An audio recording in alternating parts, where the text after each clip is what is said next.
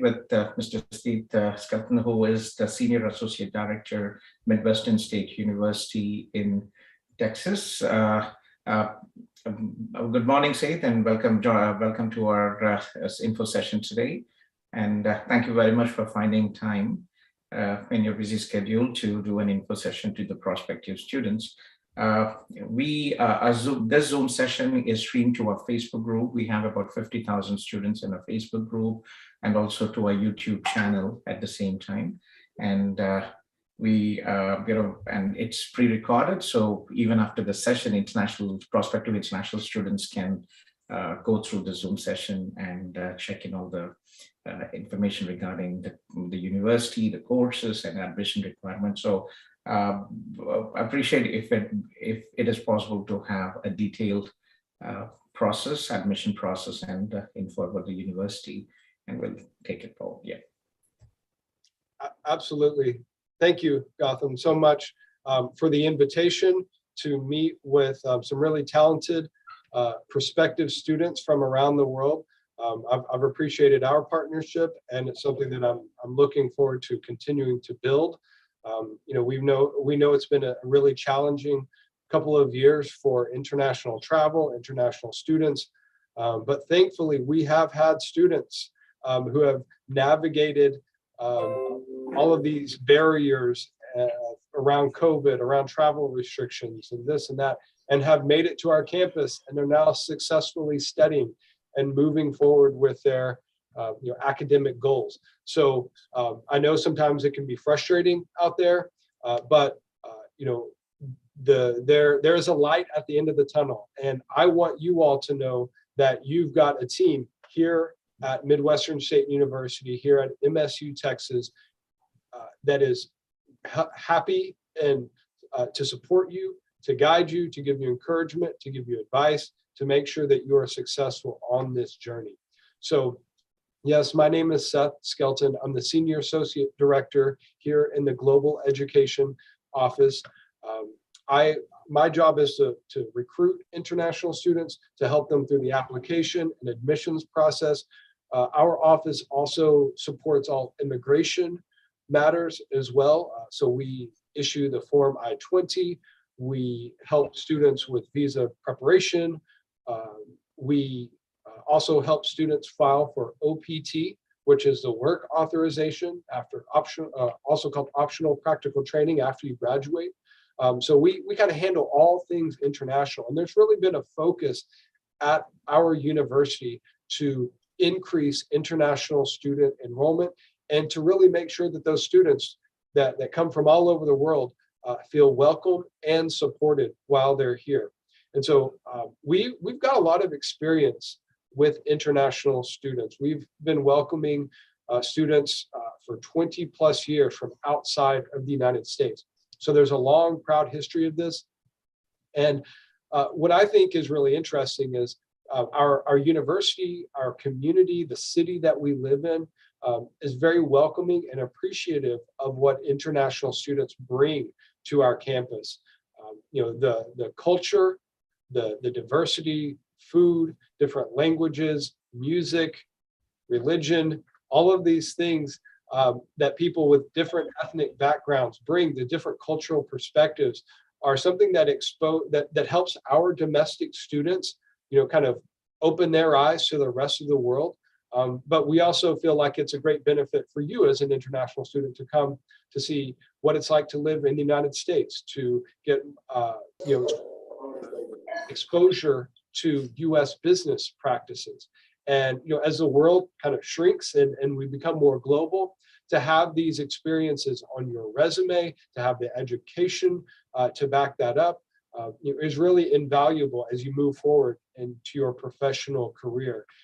So I've really benefited from my interactions over the last few years with international students, traveling overseas to meet with students, having students come here, and even supporting our students on study abroad trips as well. So just want to say thank you again, just trying to give a little bit of an overview of what life is like, what your experience will be here at MSU Texas, and kind of the our role in making sure that you're supported, that you're aware of community resources, university resources, as far as counseling, tutoring, all of these things to keep you on track, toward your degrees. So I'm going to share, if I can, I think I'm going to share my screen here. And so feel free, if you guys have questions throughout, you can chat, or 𝐂𝐿𝐿, if you have questions, want to interrupt me at any time, feel free to do so. So let's see. I'm going to share. Okay.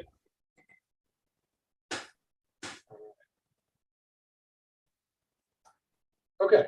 So here's a picture of Hardin Tower. This is one of our original buildings on campus. Again, we're known as MSU Texas, or Midwestern State University.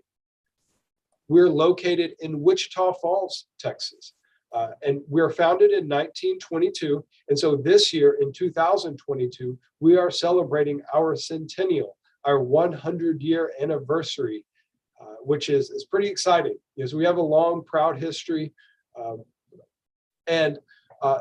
Really, I think one of the most exciting things that's happened recently is in September of last year, 2021, we joined the Texas Tech University system.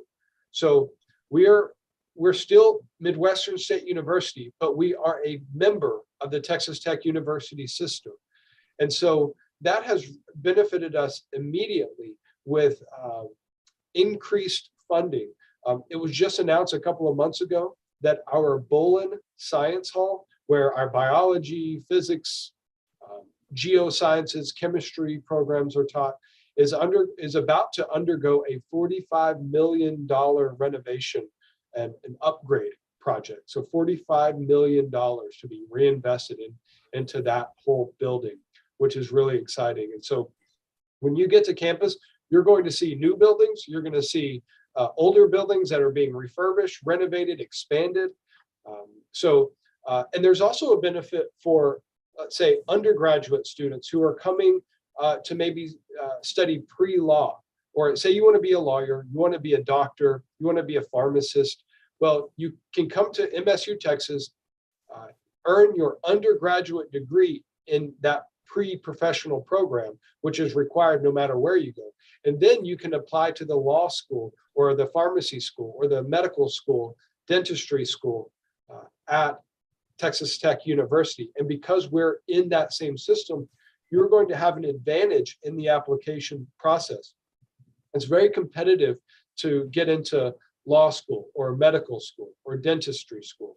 But as a graduate of MSU Texas going into the Texas Tech system, you'll have an advantage, and it will help you, in that application process. So we are not a huge university. We are a public state-run university of around 6,000 students enrolled, but we're not so small either. We have all of the academic programs, athletic programs that you want, while still having a really nice faculty to student ratio of about one faculty to 18 students. So you get a kind of smaller class sizes. You get that individualized attention and instruction while learning.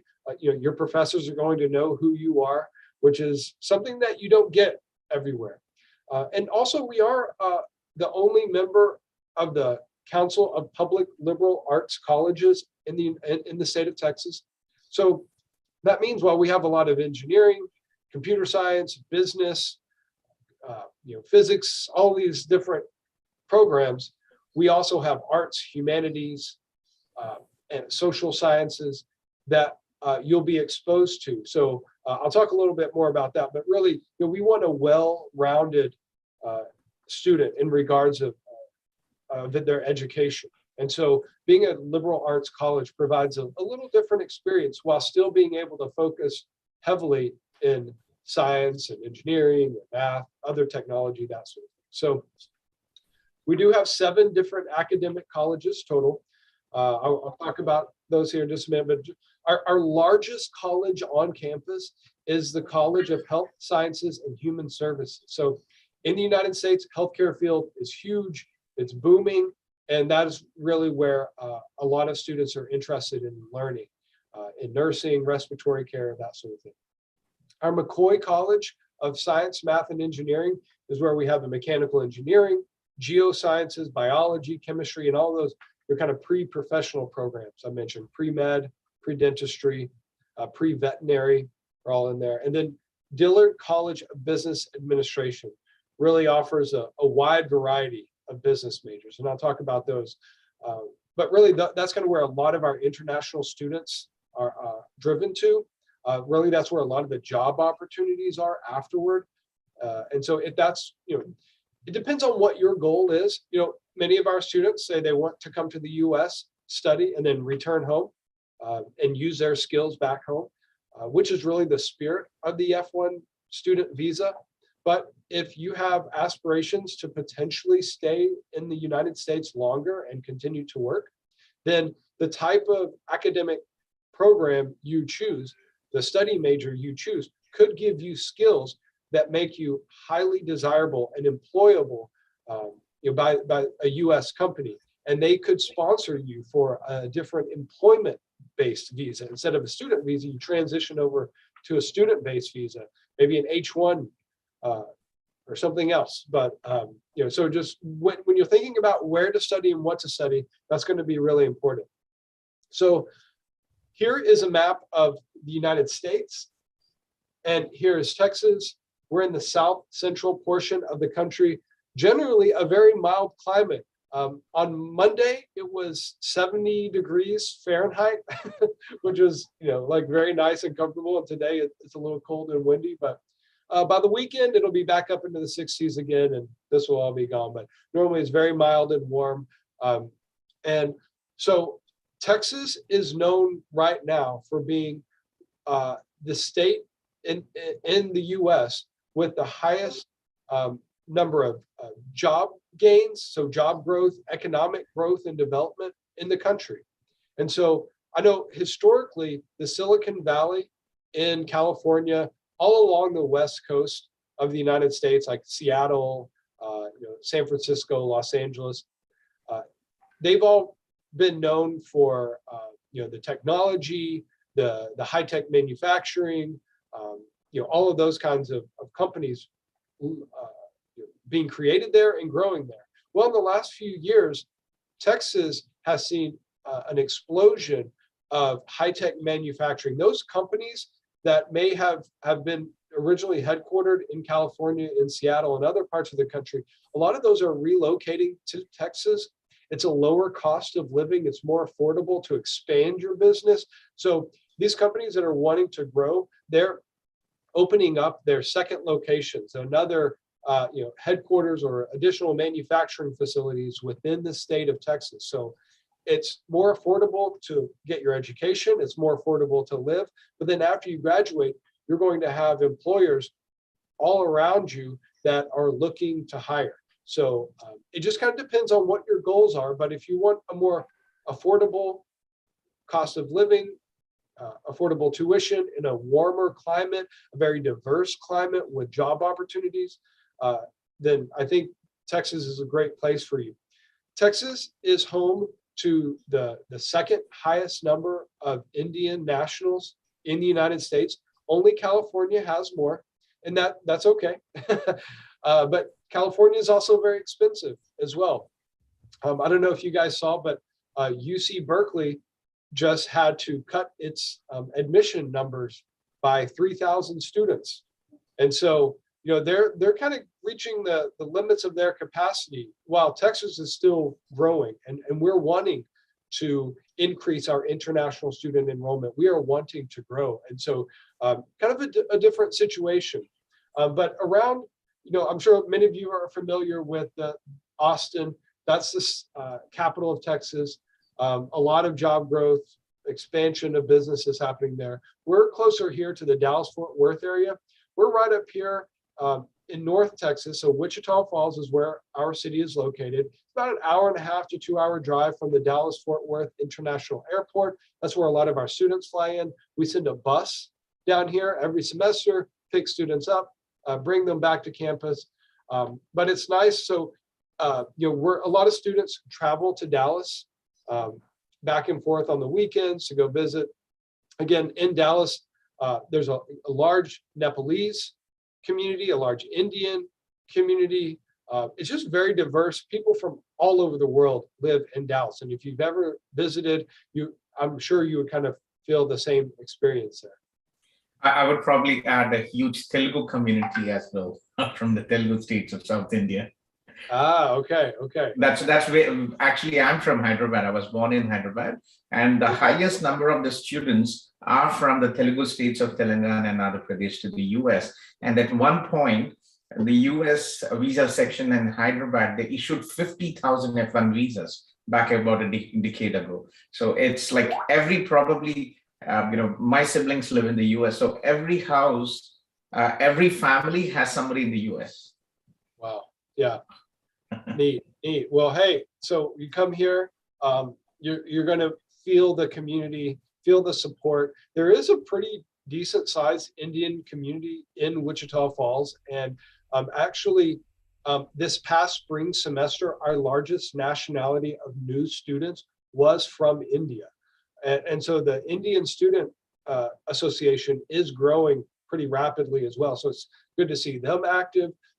Even one of our recent alum he created a scholarship fund as well for new Indian students. So it's really interesting to see the students that have recently graduated giving back to the new incoming students, and you just see it build upon itself. So we do have different international student organizations, Nepalese Student Association, African Student Organization, the Caribbean Student Organization to go along with Indian Association.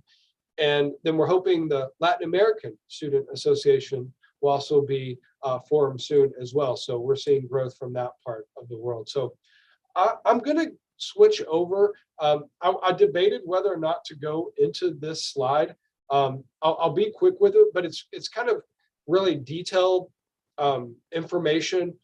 But since this is being recorded and I'm recording as well, actually, I think you're recording, I'm not recording.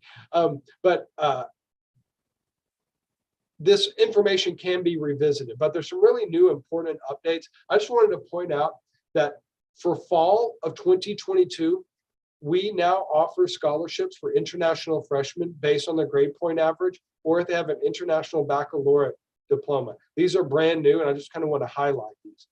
Also, for new incoming freshmen, we do not require any sort of external evaluation. We do these evaluations internally.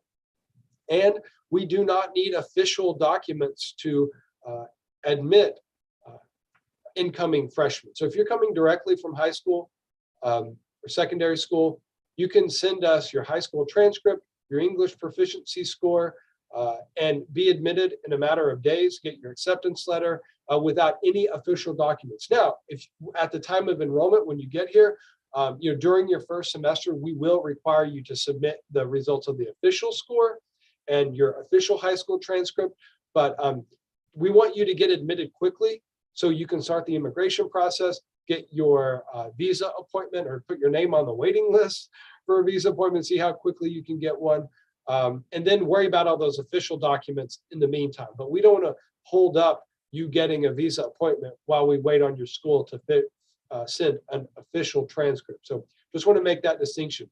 Also, we have created a new application processing center. It's a central processing center that will process all applications. We did have different departments doing this.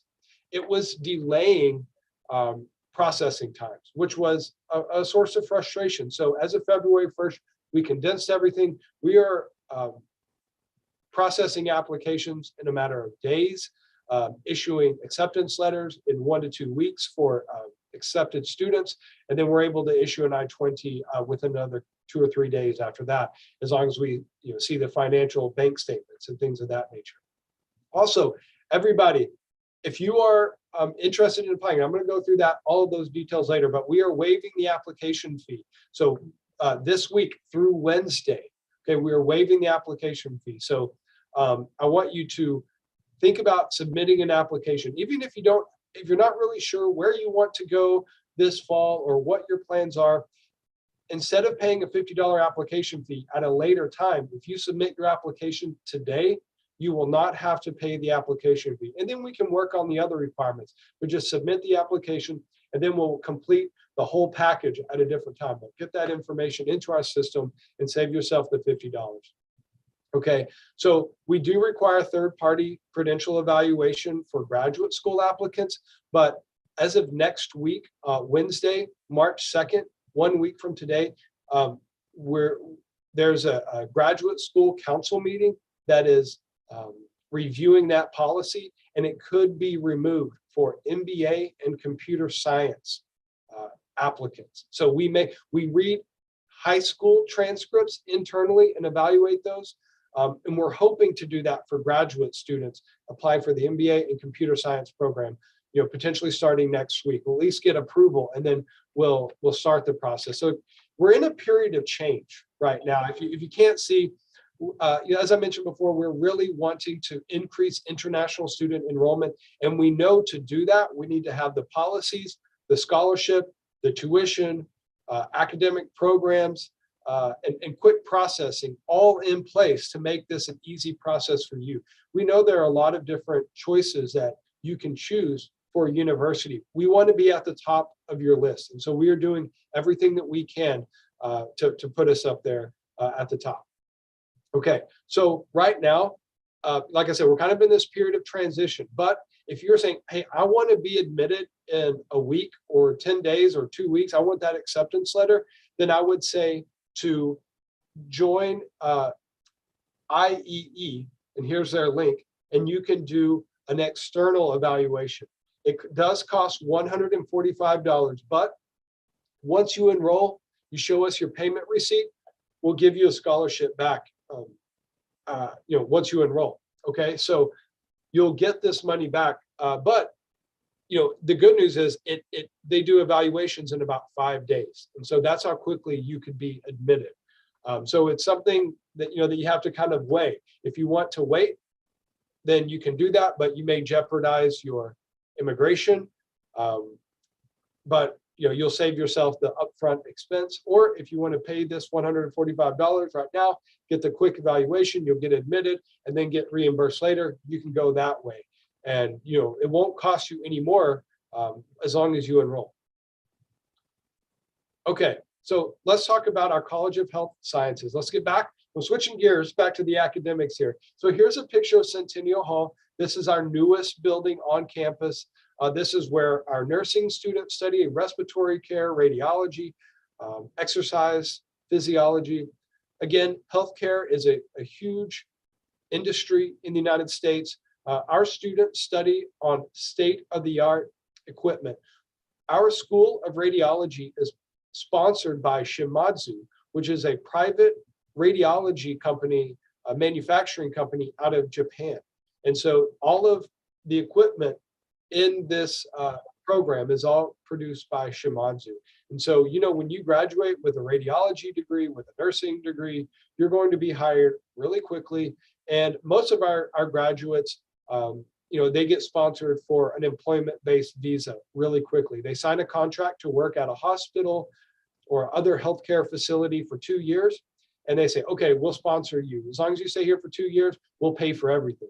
Now, if you leave and decide to go to another company, then you may be responsible for helping to pay the cost of your visa sponsorship. But, you're going to get a good job and you'll be in the US. So it's something to consider. Just to kind of check in, what would be the visa category? Would it be the J1 or the H1B for the medical professionals? They've said, I've seen H1B because nonprofit institutions are not subject to the H1B cap. To the cap. So healthcare institutions, nonprofit, and they have no issues getting the H1B. That's good to know. Yes, thank you. You're welcome. Okay, so next is our College of Business Administration. So students wanting to study general business, finance, accounting, economics, marketing, and even management information systems would all study in the Dillard College. We even have a really big study abroad program that goes to London each year. So you're really getting that international business experience. And there's an international business course here. And we do have an MBA program that has a concentration in business analytics that we launched back in the fall of 2021. Okay, so what's really interesting about the business analytics concentration is that it is going to be a STEM designated course. So science, technology, engineering, and math.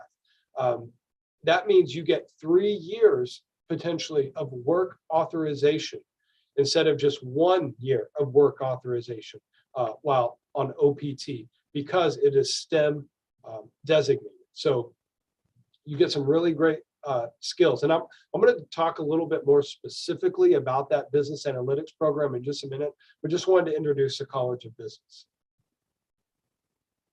Okay, so our McCoy College of Science, Math, and Engineering. Again, this is where there's several different buildings that house our science programs. This is where chemistry, biology, pre-med, pre-vet, computer science and cybersecurity, mechanical engineering students, they all study here, geosciences, and we even offer petroleum engineering certification as well.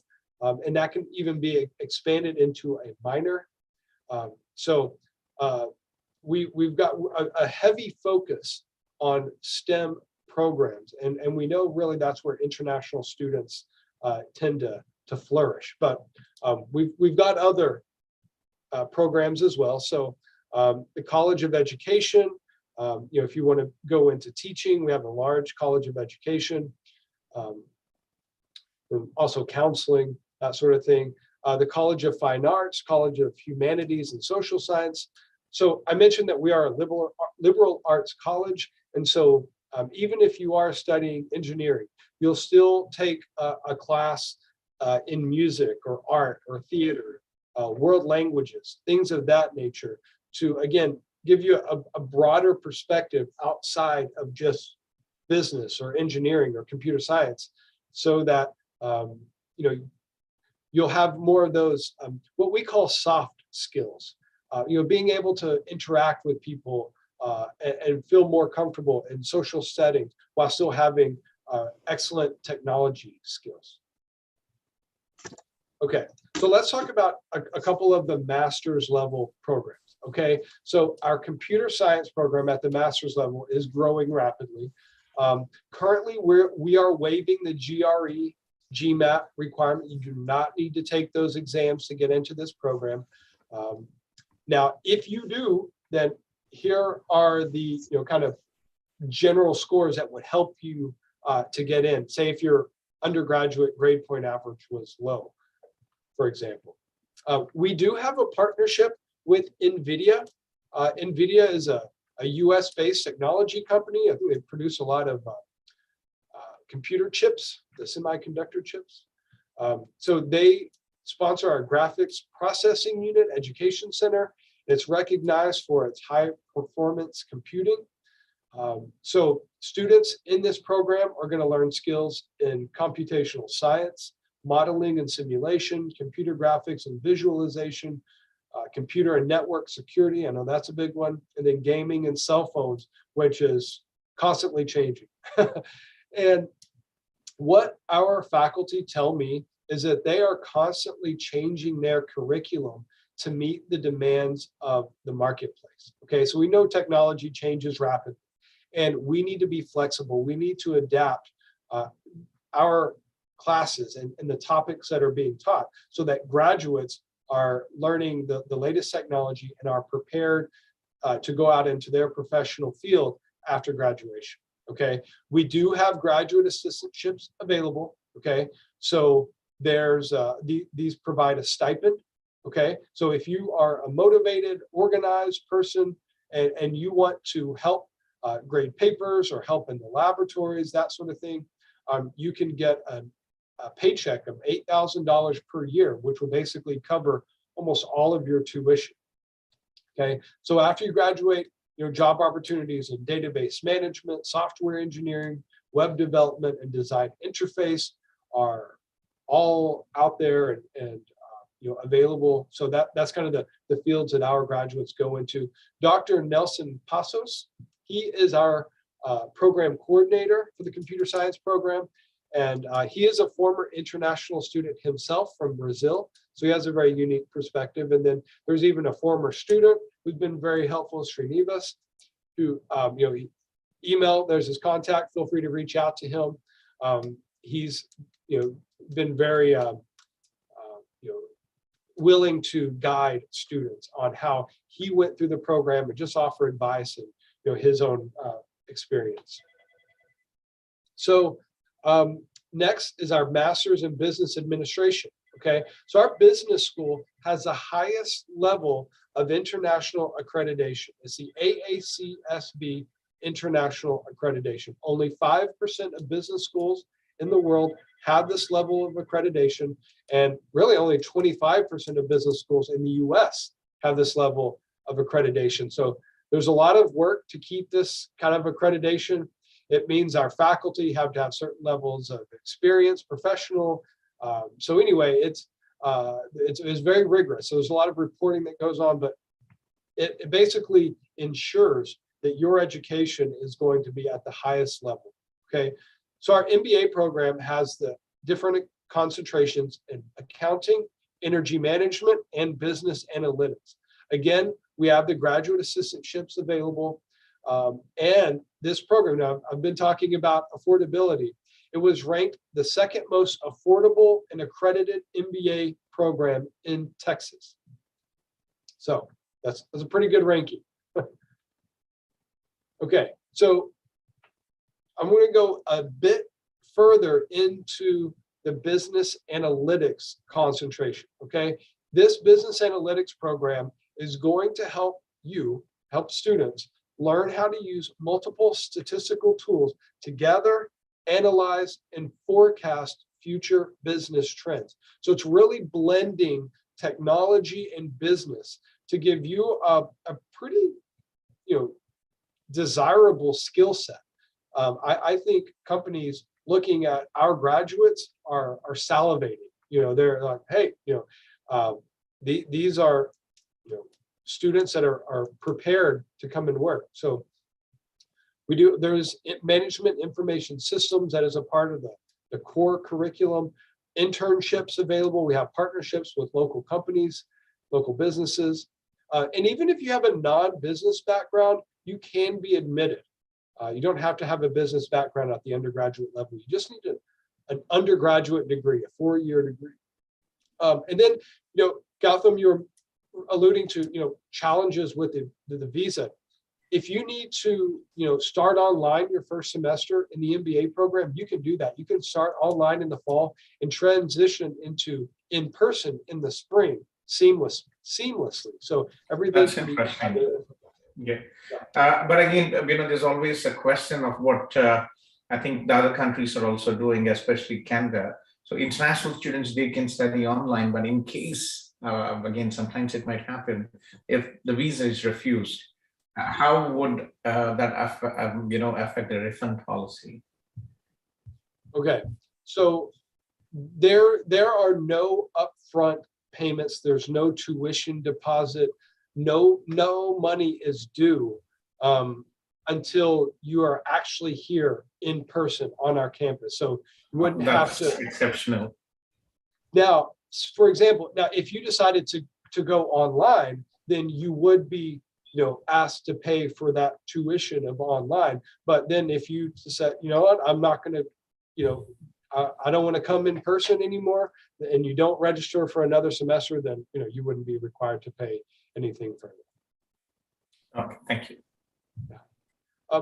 I just want to talk a little bit about the English requirements. So if you're coming from India, you're coming from Nepal or Bangladesh, or any country where English is not the official language, we will require proof of English proficiency. So we need a 6.0 on the IELTS test in order to meet admission requirements, a 79 on the TOEFL. We do accept the Duolingo test. It's 100, okay? And and there's a couple of other, I don't know if you guys are familiar with these, the PTE or the ITEP. We also accept those exams. Now, we do have an English language program. It's called the Intensive English Language Institute. Now, we haven't had classes for a couple of years because of COVID, but we are officially launching this again in the fall of 2022. So, for example, maybe your IELTS was a 5.0, okay? You were not able to meet the English proficiency requirements to be admitted. You can, as long as you meet all the other admission requirements, you can come here, study in the fall, complete the English program, and then in the spring of 2022, then move on into degree seeking courses. So I just want to say that's an option for anybody wanting to improve their English or maybe just not quite there yet. I know a lot of students from India don't really have any challenges really passing the IELTS, but we haven't offered that though, but we are offering it now. So we're hoping to, maybe include more students before who weren't able to join us on campus. They now can join in the IELI program. So I described a little bit of what I do earlier in the Global Education Office. So I'll just summarize again. We offer international student support. That's really my job and my team. We recruit, we support students once they're on campus. We act as a liaison and an advocate. So as a liaison, we're kind of the go-between between students and university leadership and administration, so that decisions that they make, they know how they impact international students. We offer immigration advising. Again, that starts with the I-20 all the way through visa prep, all the way through optional practical training, OPT. And then we also act as advisors to the international student organizations. Again, under the Global Education Office umbrella, we do have the Intensive English Language Institute, which is in our office, and then the study abroad component as well, where we have our big group go to London, we have students go to Germany, we have students go down to the Caribbean islands, 5 different programs around the world. Okay, so just some pictures here of kind of the residential facilities. So we want students to live on campus their first year. So we offer a housing discount to first-year international students. So if you live in Pierce or Killingsworth Hall, you're going to get about a 50 to 60% discount off of that published rate for your first year. So it really is a pretty big savings, and it makes receiving the I-20 easier because you don't have to show as much money in your bank account. Now, if you want to live off campus, you can, but you would need to show more money in a bank account. So here's a picture of Legacy Hall. This is our newest residential facility on campus. Very nice. Just some pictures.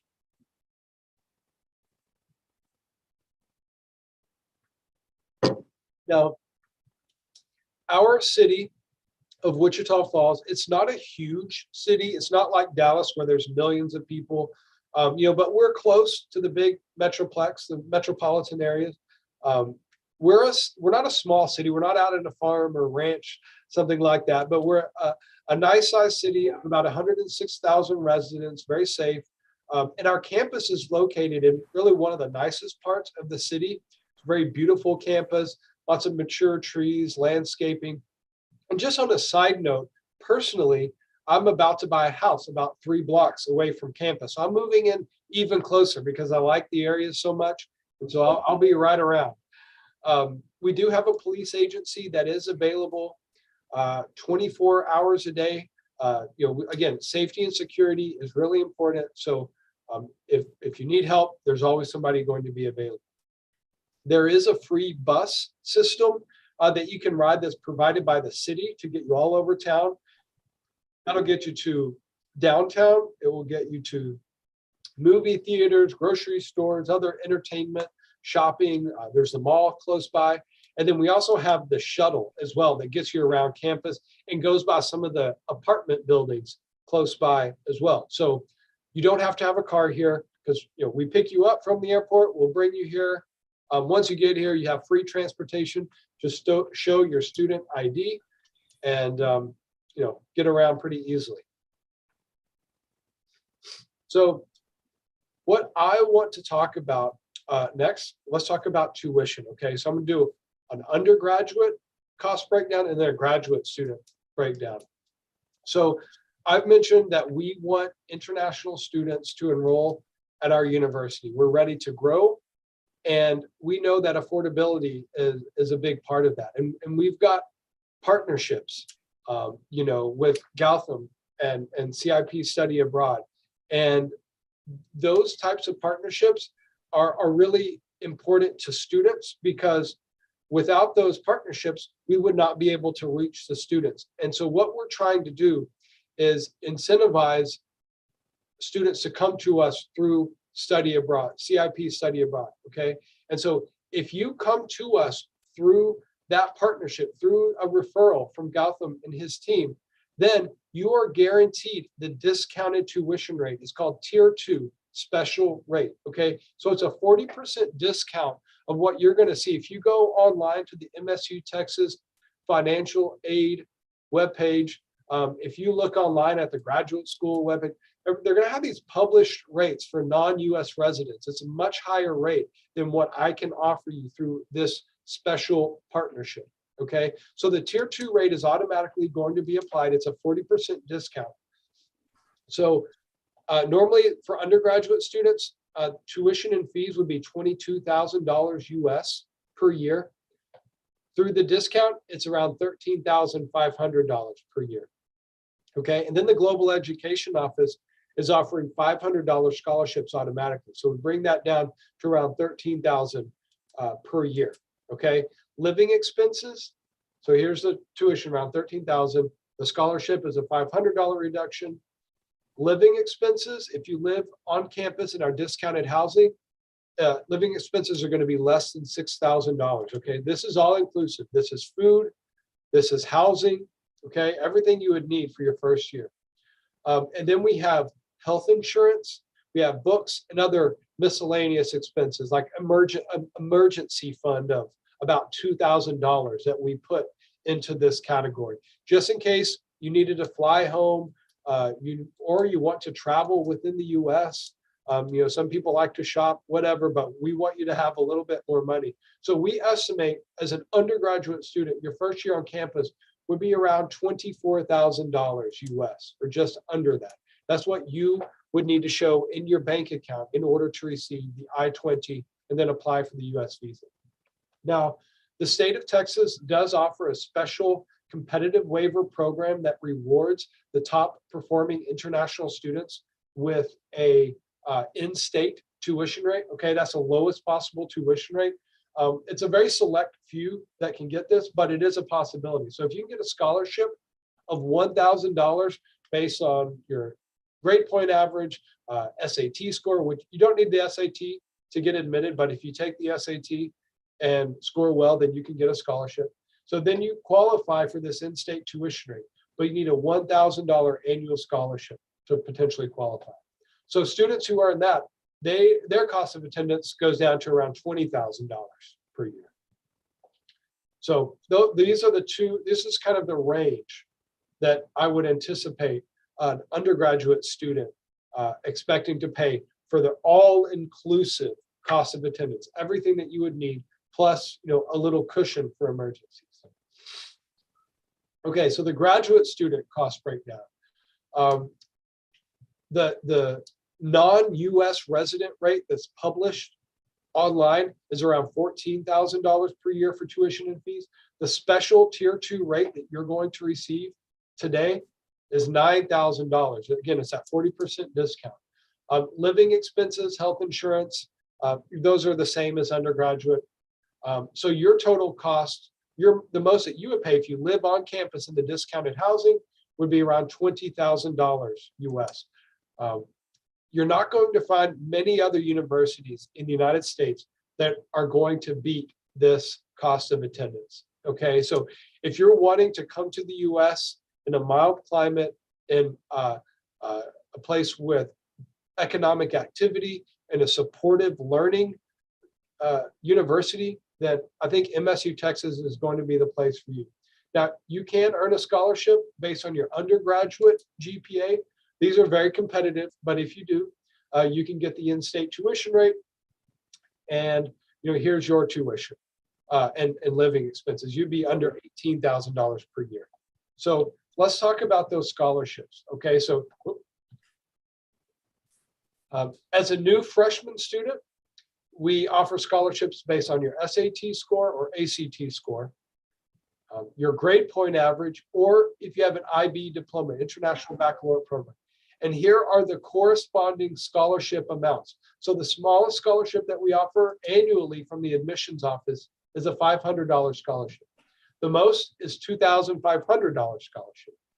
The most important one is this $1,000, because if you reach a $1,000 scholarship, that qualifies you for the in-state tuition rate. We do accept transfer students, and we offer scholarships for transfer students if you have a good GPA. We have an honors program as well. These are for really, high-performing students. You have to have a solid SAT, probably over 1,200, 1,200, in order to qualify for the honors program. But if you do, you get a potentially $4,000 per year scholarship, and then you get, you can get a scholarship up here, $1,000 or $2,000. Okay. After you complete your first semester on campus, then you are eligible for additional scholarships through the College of Education, through the Mccoy College of Science, Math, and Engineering. Okay, these colleges have additional scholarships, but those are reserved for students who have completed at least one semester and have good grades. Okay, graduate school, they do offer merit scholarships up to $1,000 based on your undergraduate grade point average. So these are competitive. These are tough to get. But if you have an undergraduate grade point average of 3.8, 3.9 or higher, then you could earn a $1,000 scholarship. Now, this is based on a 4.0 scale. So as you go through the admissions process, you'll have your grade point average converted to a US-based model. Okay. And these graduate assistantship opportunities pay stipends or paychecks up to $8,000 per year. Okay. So remember, the most that you would pay for tuition is $9,000. But if you get a job as a GA, you're going to get a paycheck for $8,000, meaning that you're only going to be responsible for about $1,000 of tuition and then your living expenses. So pretty affordable. Okay. Let's look at the undergraduate admissions process. So I've mentioned it earlier, but we are waiving application fees through today. So if you're an undergraduate student, you have not completed a bachelor's, you just completed high school, go to this link, goapplytexas.org. Okay.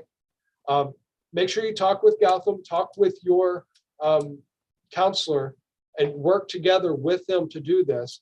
So, because I want an email, it's helpful for me to know that you're associated with CIP Study Abroad so that I can add you to their file and apply that 40% discount to your tuition. So you can go and apply here, but you need to work with your counselor and they can email me your name and so get that discount applied. Okay. So, but the $50 application fee is going to be waived today. After you get admitted, after you submit your application, you'll get a Mustang's ID. It's your student identification number. And then you'll get instructions on how to use Mapping Express. That's how you submit your high school transcript. And then you can also submit your English proficiency score. Okay. Duolingo, TOEFL, IELTS, that sort of thing. Both of those can go through Mapping Express. That's a secure electronic portal, which we share these kind of documents through. Look, and the SAT test, the ACT exam, these are not required for admission, but they can help you to earn a scholarship. So you can take one of these tests in March, okay? And if you're admitted by April 1st, then you'll be awarded a scholarship. And then I'll continue to follow up with you. Your counselor can follow up with you, and we'll make sure that you get everything completed quickly, you're admitted, and then we start to work on the immigration side of things. Okay. Real quickly, I'm going to talk about graduate school admission. Same thing, we're waiving the application fee. Instead of going to goapplytexas.org for the application, you go to our MSU Texas webpage. Graduate school has their own international student application portal. You go right here to fill that out. There is no minimum GPA requirement to be admitted. You just need a 4-year undergraduate degree. And like I mentioned before, we do have a third-party transcript evaluation requirement, but that could be removed very quickly. If you want to get admitted right away and get reimbursed for the evaluation fees, then you can register with IEE through this link, and there's a discount on it. The completed evaluation will be sent directly to us when it's completed. Kind of same thing here with test scores. We need to Duolingo, TOEFL, IELTS. The GRE and GMAT is not required for computer science or the MBA program. Geosciences is not required. There are 1 or 2 programs that still require a GRE, but those are few and far between. And if you have questions about that, I'll be happy to talk. So, yeah. Okay. So I'd really love to see you guys on our campus. As part of our liberal arts legacy, we are really focused on educating a well-rounded student. We want to give you an excellent education at an affordable price and prepare you for your professional career. So our website is msutexas.edu. Email address is globalscholars@msutexas.edu. Come and join us. Here's just some pictures. We love American football here, and we've got a really nice lake here on campus as well, walking path. Just some pictures of what it's like, part of the city down here, all that good stuff. So thank you for allowing me to present. I know that was a lot of information. I was going into all the detail. So thank you for that. And I'm happy to answer any questions anyone has. Thank you.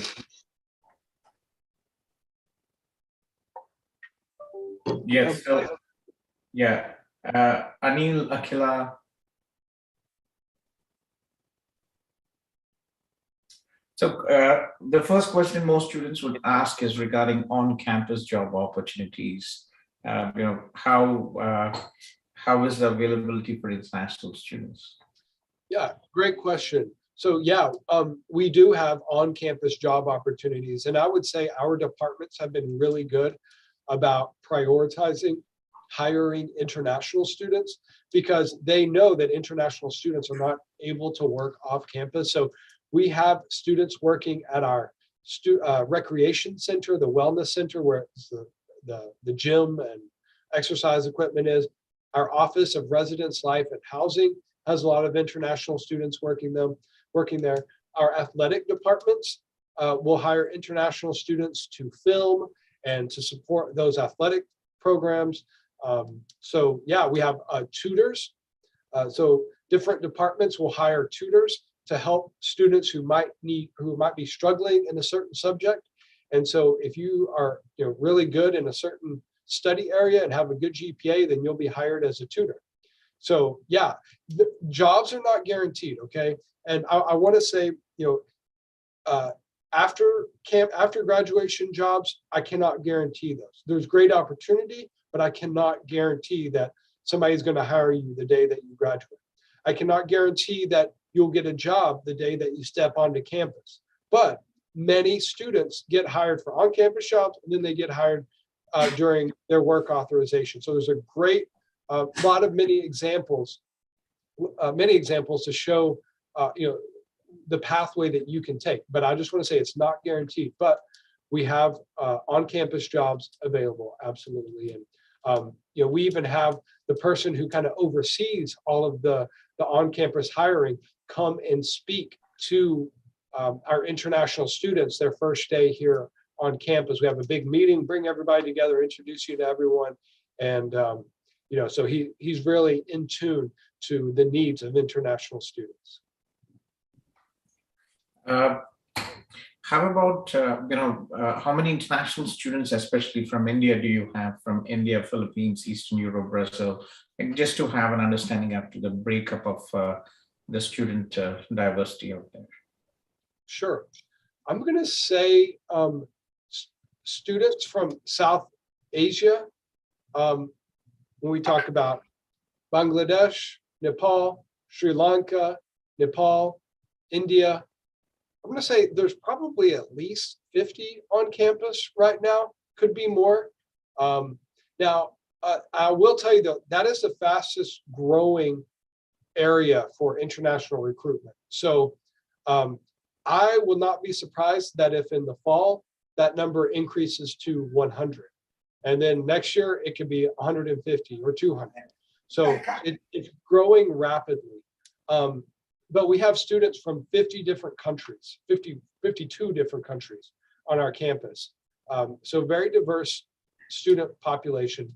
I think we have maybe 1 or 2 students from Brazil. I know we have students from Peru, Ecuador, Colombia, Venezuela, Mexico, Guatemala as well. So the students from different parts of Latin America and South America specifically. So that portion of our international student population is growing as well. And that's why I'm really hoping that we'll have a Latin American student association formed, in the coming months. Hopefully later this year that will form. So I really love for students to come and be a part of what we're experiencing here at Midwestern State University. Thank you. Sure. Duolingo, I think, is about 100, right? And any limitation as to, because some institutions are only accepting Duolingo for the fall 22 intake. Is SMU considering to extend the deadlines, or is it currently accepting for the January 23 intake as well? Yeah, I mean, great question. So far, there have been no limits placed on our time frame for accepting Duolingo. So I expect that to continue into the spring of 2023 as well. We do not want to place any limitations on students' ability to enroll at our university, and eliminating Duolingo, I think, would cause that. So far, accepting students with Duolingo has not been a problem. So we don't anticipate that policy to change anytime soon. And how competitive are the programs from the healthcare?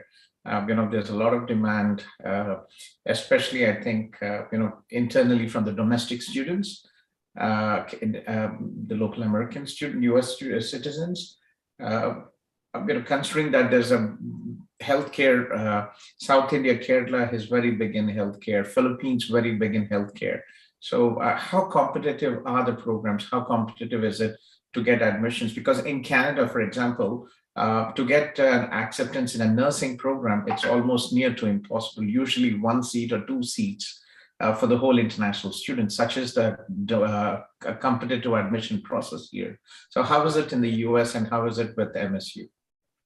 Yeah, great question. I would say that yes, it is competitive. There are very talented students applying for the seats in the nursing program, in the radiology program. However, surprisingly enough, I met with the dean of the College of Health Sciences and Social Services. I want to say back in October, November, it was back in the fall. And he said, right now, for the first time in years, they have available seats. They are not at capacity, and they are trying to recruit more students into this program. So you're right, historically, it's been very, very difficult to get into. And I wouldn't say I discourage students from applying, but I was very upfront about, hey, it's going to be very difficult to get in. Well, after speaking to the dean and him telling me that he has capacity to enroll more students and that they are wanting to enroll more students, I know that there's a greater chance for international students to get these seats. And so we have a lot of students that will finish their community college or their associate's degree in Dallas or Fort Worth, and then they'll come up to MSU to go into the nursing program because we have availability here. They're unable to get into other programs, but they'll come in Dallas, but then they come up here to our nursing program. And so if you're already here and a student at MSU, again, you're going to have a better chance to get in rather than somebody who's trying to transfer in from out of our university. Thank you.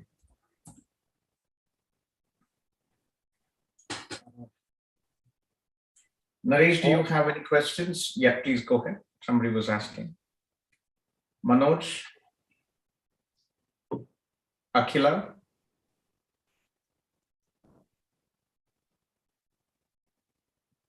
Yeah, your presentation was very clear, very informative. So looks like, the tuition fees and everything is very clear. Yeah. Sir, Gautam sir, if I could ask a question. Yes, please. Okay. Yeah, hi sir, it's very good morning, getting from CIP Study Abroad. Very interesting program, fee structure, and especially the support that you provide beyond just the the programs and the academic programs, and beyond that, providing the residential service and support. So obviously, very interesting. People would be definitely love those all factors. Now my question is about the processing timeline. So given this COVID situation, what is the average processing timeline if an applicant do not take that particular service to get credential evaluation done from the in-house team that you mentioned, and what is the normal process, and what would be the processing timeline if one takes the credential evaluation support? Yeah. Okay. Great question. Okay. So for an undergraduate student, somebody coming directly from high school, we're admitting students in about, say they submit an application today, they submit their high school transcript and their English proficiency score. I mean, we can have an acceptance letter in about 7 to 10 days. It rarely takes more than 2 weeks. It's usually about a week to a week and a half, and we'll have the acceptance letter to the student. And then we can issue the I-20 in another 2 days. We have, in the past, we have had a student admitted in 1 day and issued their I-20 the same day because they had everything ready and we just did it all at once. They needed to get their I-20 quickly, so we did it all very quick. The graduate school, if you need to go, the credential evaluation takes about 5 days to get done, to go through IEE. So that process adds a little bit more time. So instead of 1 to 2 weeks, I say for a graduate applicant, expect from the day you submit your application to the day you get your acceptance letter, maybe 2 to 3 weeks is more of a reasonable timeline to expect, more realistic. Perfect, thank you. And now following to that, what would be the graduate program that you would personally recommend for the people from pharmacy background? Because normally we do have many applicants who have done their graduation or post-graduation already in India, and then they want to look for the another postgraduate program just to move into US. So what would be the program that you would personally recommend for the person from pharmacy or healthcare background, especially the graduate program being offered by MSU? Okay, so our graduate programs are a little bit more limited in the health sciences field because a lot of those are more online, and they F1 students are not eligible for those programs. F1 student visa holders need more face-to-face programs. And so we have a master's in radiology, and nurse practitioning, all of these things, but a lot of them are online. So for in-person, I would recommend, it depends on what the students' interests are, but we have an exercise physiology program that is healthcare related. It's a STEM designated program, and it would offer them 3 years of work authorization afterward. We have biology. Again, it's a science field. that would give 3 years of work authorization. The MBA program, that's always good, no matter what your background is. And then anybody within any sort of science and technology or math, they would be well suited for computer science. There's also geosciences as well. That's for somebody who might be interested in energy exploration, or there's research opportunities in both geosciences and biology. We do have a history program, English program. Those aren't as popular with international students, but yeah, exercise physiology might be, or biology would probably be the best fits, but it just kind of depends on their personal interests.